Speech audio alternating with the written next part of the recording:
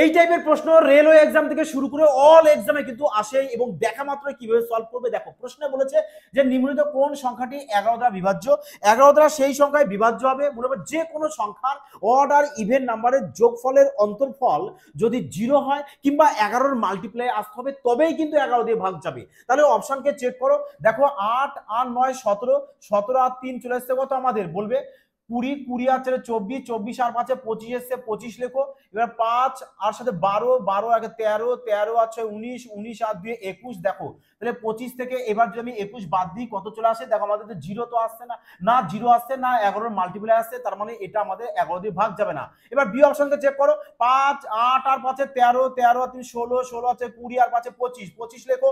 এবার 9, 9 আর 16, 16 আর 17, 17, 17 আর 6 23 আর 2 25, ব্যাস 25 থেকে 25 বাদ দিলে দেখো 0 চলে আসছে, তার মানে option B that is correct answer. বোঝা গেল? তো যদি লজিক ভালো লাগে তো অবশ্যই এটি পেয়ে আসা কমেন্ট লাইক এবং চ্যানেলটিকে সাবস্ক্রাইব করতে কিন্তু ভুলুন না।